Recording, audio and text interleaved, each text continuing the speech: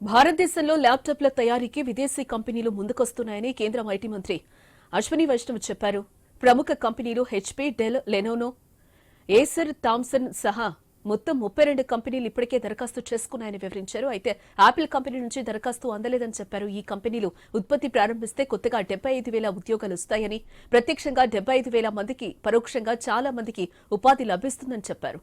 దేశీయంగా ఉత్పాదకతను పెంచడానికి కేంద్ర ప్రభుత్వం ప్రొడక్షన్ లింక్డ్ ఇన్సెంటివ్ పథకం 2.0ను తీసుకొచ్చిన విషయాన్ని గుర్తు చేశారు.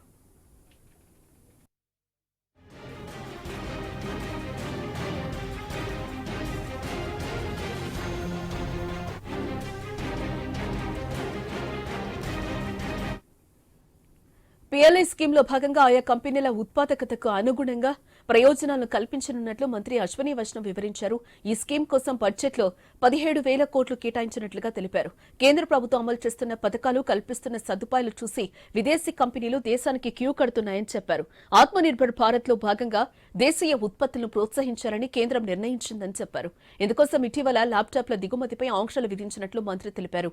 మన దేశంలో ల్యాప్టాప్ల తయారీని పెంచేందుకు ఈ నిర్ణయం దోహదపడుతుందని వివరించారు.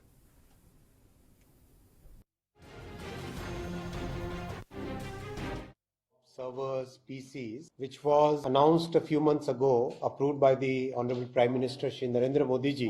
We have got excellent response, overwhelming response for production of PCs, laptops and servers in India. The 32 applications which have already been received and the window is closing tonight at midnight. We met with practically all the applicants. All of them are extremely enthusiastic about making in India, fulfilling Prime Minister's vision of Make in India, and absolutely geared up for execution, geared up for ramping up production quickly, geared up for developing the supply chain partners rapidly. The enthusiasm which the applicant showed was phenomenal. Phenomenal enthusiasm has been shown by